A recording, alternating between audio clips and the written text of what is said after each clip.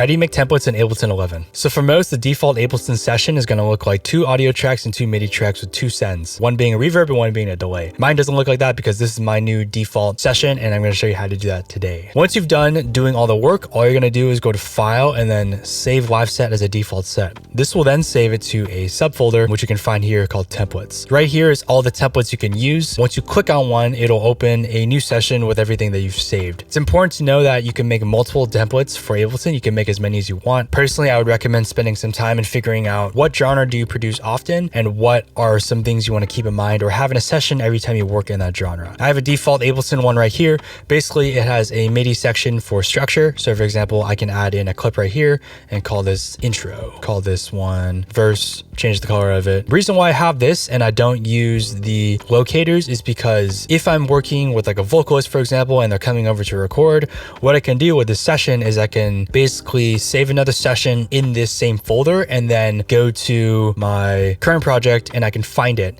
and I can pull out this exact same structure track and bring it into the new recording session. And now I have markers to indicate this is the intro, this is the verse, this is the chorus, this is the pre-chorus. So it basically allows you to move markers across different project sessions, which is super important, especially when it comes to tracking. Next one is key. This is usually where I put whatever key the song is in. For example, if it's in 12A, which I believe is 12A is D flat minor. This is the Camelot wheel, which is known for harmonic mixing, mainly for DJs, but I use it for music production as well because it's a lot easier to do key changes and a lot easier to adjust. And it's more math based, but it's a lot easier to keep in mind. So whatever key I'm in, I'll make sure to write that down just so I can reference it like, oh, like I'm in this key. This is really important if you work in a lot of different sessions every day.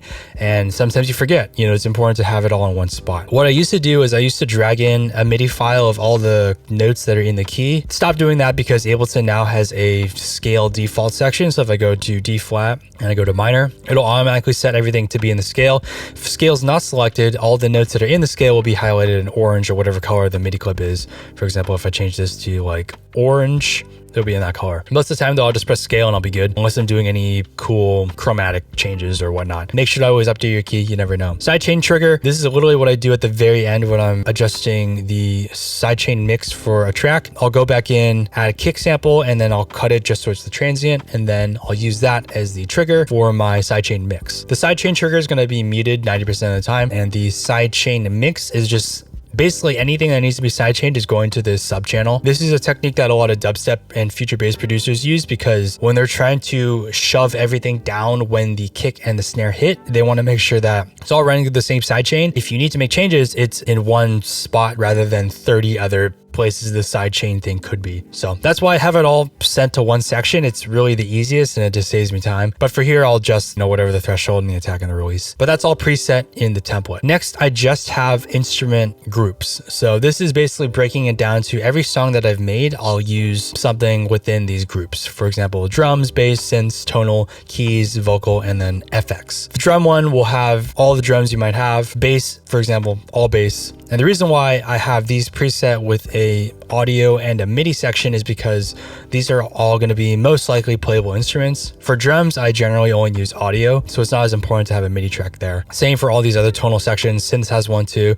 Tonal has another keys. Vocals is just audio, and then FX is just audio as well. You can customize this as much as you want. I really don't think it's necessary to have everything laid out exactly. Obviously, if you want to have everything named correctly, like, oh, this is like my 3 synth pads, my 3 synth leads, that's totally fine as well. I usually keep it pretty bare bones because I never know what I'm going to do for that particular session. So just keeping everything organized is important. For groups, I'm only using it for categorization. I'm not using it for bussing. Any bus things I'm going to do, I'll do it within the group. For example, if I'm working with drums and I wanted to bus all them, I'll make another one and just call it bus. And then I'll usually send the stuff to there. That way it's all still in the same group. That's just personally for me. I mean, most people, sometimes they'll just group their buses all in one group by themselves. That also works as well. So it really depends on what you want to do. Yeah, I mean, this took me like 10 minutes to make. It's really simple. I have different templates for different genres that I make. For example, my K-pop template is a lot more built out because I make K-pop every day, and it's a lot easier to figure out what exactly you need if you have more experience making that genre.